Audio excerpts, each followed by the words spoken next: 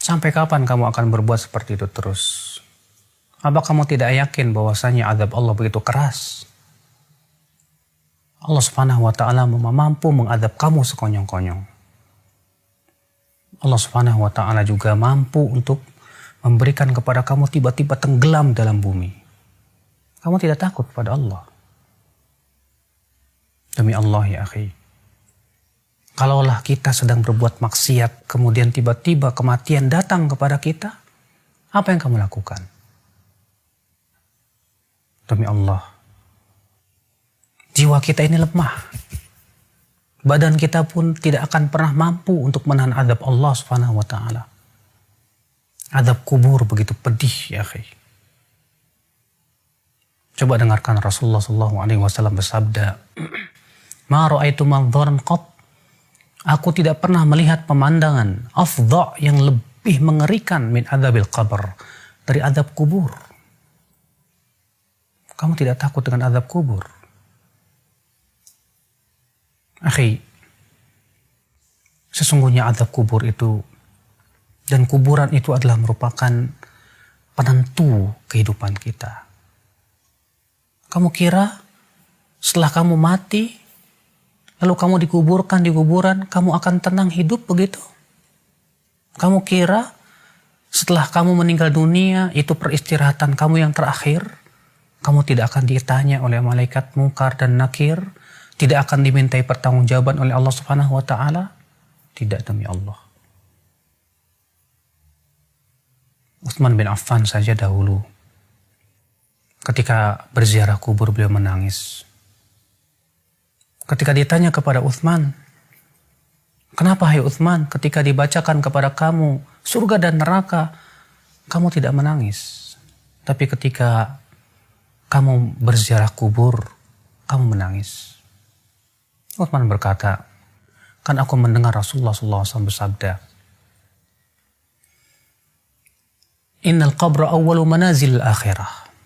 Sesungguhnya kuburan itu adalah persinggahan akhirat yang pertama kali.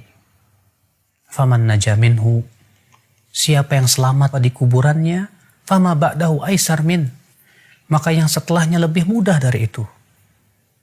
Faman lam yanju minhu, tapi siapa yang tidak selamat di kuburnya, maka yang setelahnya lebih sulit dari itu. Jangan kamu menganggap remeh azab kubur. Hidup di dunia hanya sebentar. Kamu kira kamu akan hidup selama 1000 tahun di dunia? Kamu kira kamu akan hidup terus menerus? Tidak mungkin. Setiap kita pasti mati, akhi. Allah berfirman, "Kullu nafsin dha'iqatul maut." Setiap jiwa pasti akan merasakan kematian. Allah berfirman juga, "Innaka mayyitun wa innahum mayyitun." Sesungguhnya kamu itu akan mati dan mereka juga akan mati. Kamu dan saya sama saja. Kita semua akan meninggal dunia. Ini yang harusnya kita pikirkan bersama.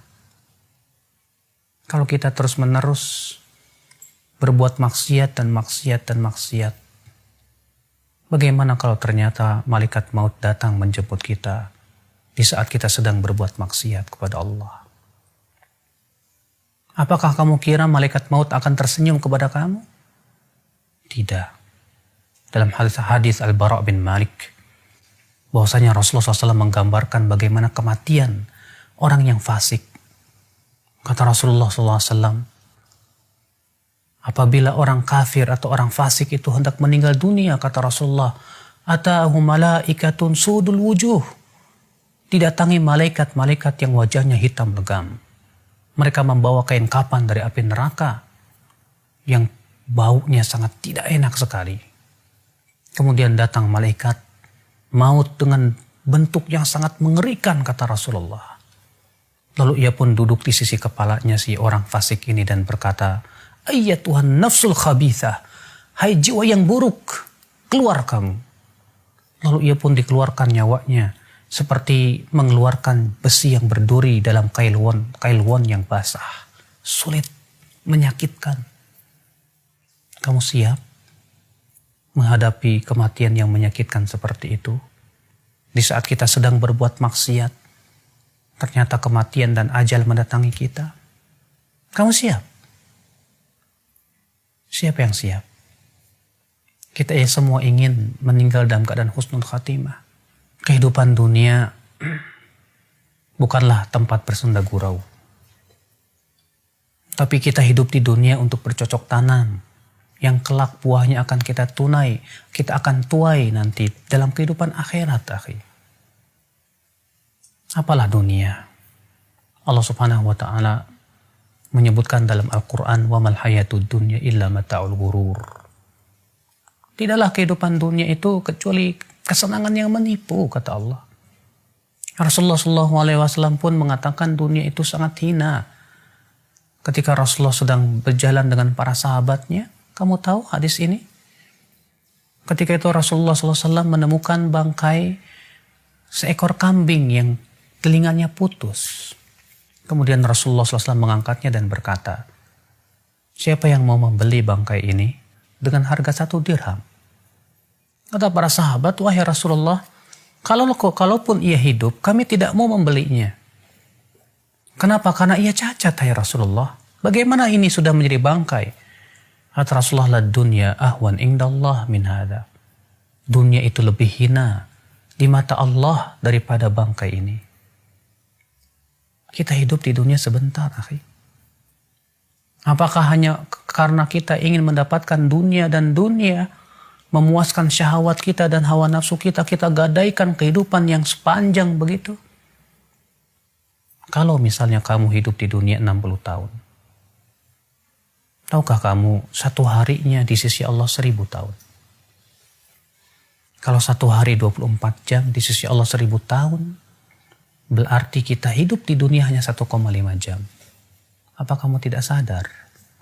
Apakah hanya untuk 1,5 jam kamu gadaikan kehidupan yang tiada tara? Tidakkah kamu berpikir, akhi, saudaraku, kita ini manusia yang kelak akan dimintai pertanggungjawaban oleh Allah Subhanahu wa taala. Segera kita sadar, segera kita taubat kepada Allah Subhanahu wa taala. Semoga Allah memberikan kepada kamu hidayah, akhi, dan juga kepada saya, untuk sama-sama kita bergandeng tangan menuju surga Allah yang luas, yang luasnya seluas langit dan bumi. Tidakkah kamu ingin mendapatkan surga tersebut? Atau kamu lebih senang untuk mendapatkan api neraka? Wallahi, kesabaran di neraka tidak ada gunanya lagi. Semoga ana dan antum diberikan oleh Allah Subhanahu wa taala hidayah dan istiqamah. Wabillahi taufiq.